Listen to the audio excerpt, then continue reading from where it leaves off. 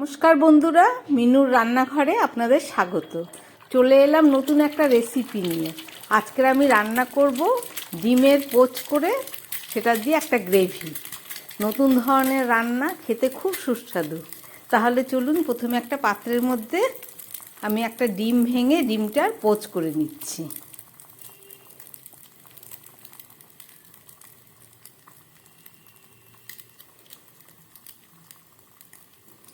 আপনারা দেখছেন একটা ডিম ভেঙে আমি পোচ করে নিয়েছি। পোচটা অনেকটাই হয়ে এসছে।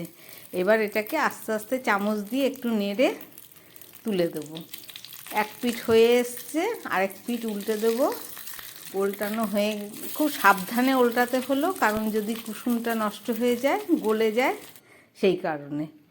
একটা পোচ হয়ে গেল, আমি আবার পাত্রটাকে বসিয়ে দিচ্ছি। সেখানে আর একটা ডিম ভেঙে দিয়ে দিলাম। দেখুন, ডিমের কুসুমটা একদম সোজাই রয়েছে।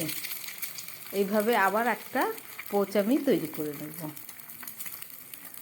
খুব অল্প আছে, আস্তে আস্তে ধীরে সুস্থে এটাকে করতে হবে। হয়ে গেল। এবার একটা কড়া বসিয়ে দিলাম, তাতে দিয়ে দিচ্ছি সর্ষের তেল। তেলটা গরম হয়ে গেছে, এবার দিয়ে দিচ্ছি তেজপাতা, শুকনো লঙ্কা, সামান্য জিরে।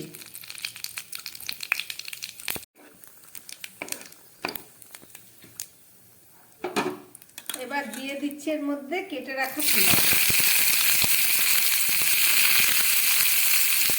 এখানে একটা গোটা পেঁয়াজ আছে, একটু বড় সাইজের।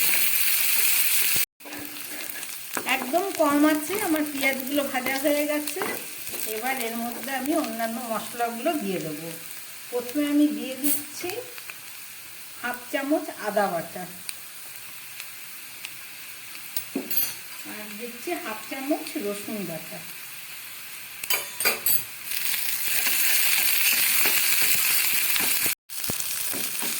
আদা রসুন দিয়ে পেঁয়াজটা একটু হালকা ভাজা হয়ে গেছে। এবার এর মধ্যে আমি দিয়ে দিচ্ছি কেটে রাখা টমেটো। এখানে বড় সাইজের একটা গোটা টমেটো আছে। আমি রান্না করছি ডিমের ঝাল।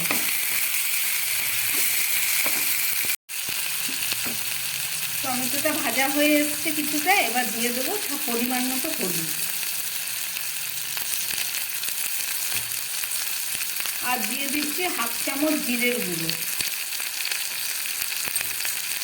আর দিয়ে দিচ্ছি হাফ চামচের একটু কম ধনের গুঁড়ো।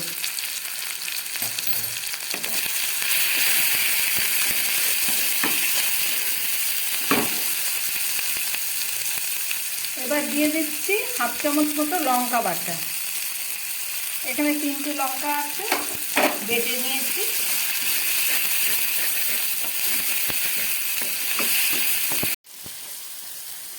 একদম হালকা আছে। টমেটো, আদা রসুন, পেঁয়াজ, জিরে ধনের গুঁড়ো সমস্ত কিছু আমার কষানো হয়ে গেছে।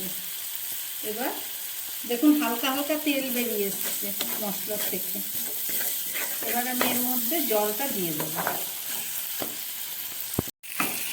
এবার দিয়ে দিচ্ছি পরিমাণ মতো নুন। এতক্ষণ আমি এই রান্নায় কোনো নুন ব্যবহার করিনি, এমনকি ডিমের পোচ করলাম তাতেও দিইনি। এবারে আমি দিয়ে দেবো এতে জল।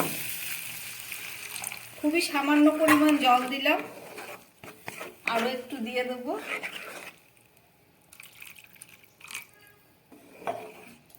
এবার অপেক্ষা করব যতক্ষণ না ঝোলটা ফুটে ওঠে, ততক্ষণ। ফুটে উঠেছে। এবার আমি এর মধ্যে এই যে ডিমের পোচ করেছি, ডিমের কুসুমটা এর মধ্যে পুরো গোটাই আছে। এবার দিয়ে দিচ্ছি।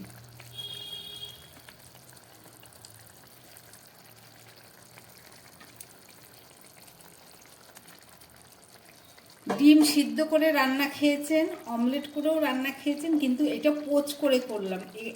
এইভাবে রান্না করলে আপনি ডিমের কুসুমটা পুরোটাই গোটা পাবেন এবং খেতেও খুব টেস্ট হবে। এতে আমি নুনও ব্যবহার করিনি। এই যে ঝোলের মধ্যে যে তেল, মশলা, নুন, ঝাল আছে, সব এই রান্নার মধ্যে ঢুকবে। ঠিক আছে, আমার ঝোলটা ফুটে উঠেছে। এবার আমি এর মধ্যে দিয়ে দেবো সামান্য গুঁড়ো, গরম মশলার গুঁড়ো, 1/2 চামচ মতো গরম মশলার গুঁড়ো দিয়ে দিচ্ছি। আর দিয়ে দিচ্ছি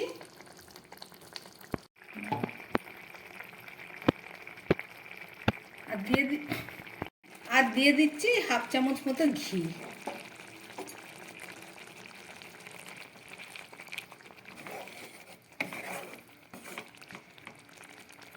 রান্না হচ্ছে ডিমের পোচ দিয়ে একটা নতুন ধরনের ডিমের রেসিপি।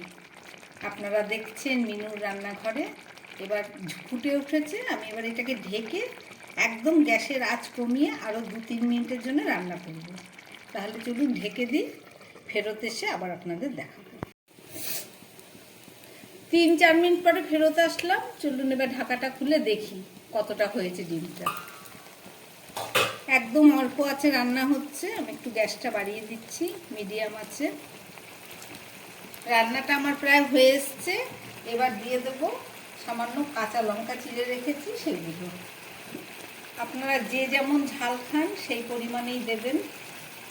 যারা বেশি খান বেশি দেবেন, যারা কম খান কম দেবেন।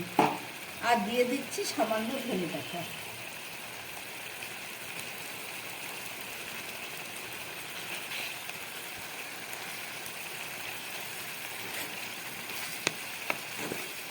আমার রান্না হয়ে গেছে।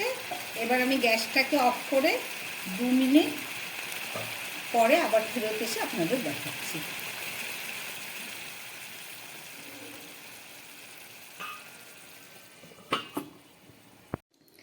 রান্না করলাম ডিম দিয়ে, ডিমের পোচ করে একটা নতুন ধরনের ডিমের রেসিপি। খেতে দারুণ সুস্বাদু। গরম ভাতে খেয়ে দেখবেন, আপনারাও বাড়িতে বানাবেন এবং খেয়ে দেখবেন। যদি ভালো লাগে তাহলে আমার চ্যানেলটাকে লাইক শেয়ার করবেন, সাবস্ক্রাইব করবেন, যাতে আগামী দিন আমি নতুন কোনো ভিডিও নিয়ে আসতে পারি। নমস্কার, সবাই সুস্থ থাকবেন, ভালো থাকবেন।